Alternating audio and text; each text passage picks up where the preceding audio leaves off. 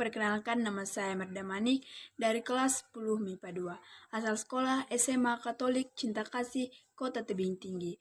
Di video kali ini saya akan menjelaskan tentang laporan praktikum keanekaragaman hayati.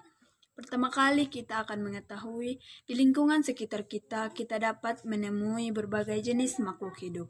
Berbagai jenis hewan misalnya ayam, kucing, serangga, dan sebagainya. Dan berbagai jenis tumbuhan misalnya mangga, rumput-rumputan, jambu, pisang, dan masih banyak jenisnya. Di berbagai lingkungan kita dapat menemui makhluk hidup yang berbeda-beda. Keanekaragaman ini meliputi berbagai variasi bentuk warna, sifat-sifat, dan lainnya.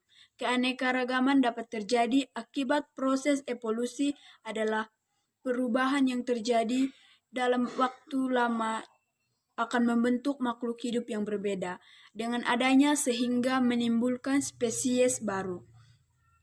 Sedangkan adaptasi adalah proses penyesuaian diri terhadap lingkungan yang berbeda-beda. Akan pula misalnya burung galatik yang hidup di Kepulauan Galapagos. Indonesia adalah negara yang termasuk memiliki tingkat keanekaragaman yang ditandai taksirannya jumlah utama spesies sebagai berikut.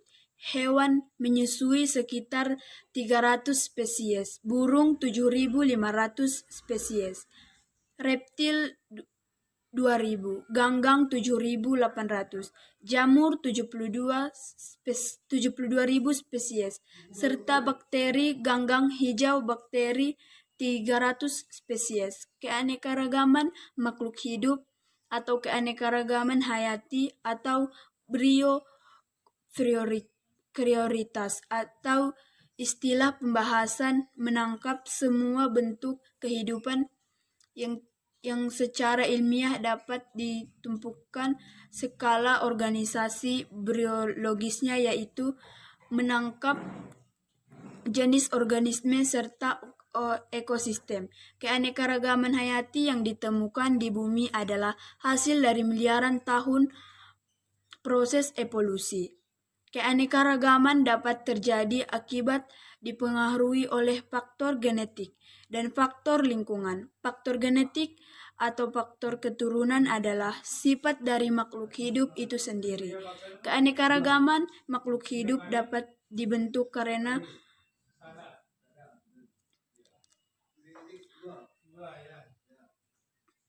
perkawinan atau persilangan dan kondisi lingkungan. 1. Perkawinan atau persilangan. Perkawinan dapat menghasilkan keanekaragaman. 2. Keadaan lingkungan.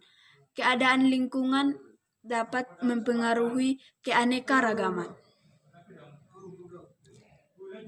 Keanekaragaman makhluk hidup yang ada.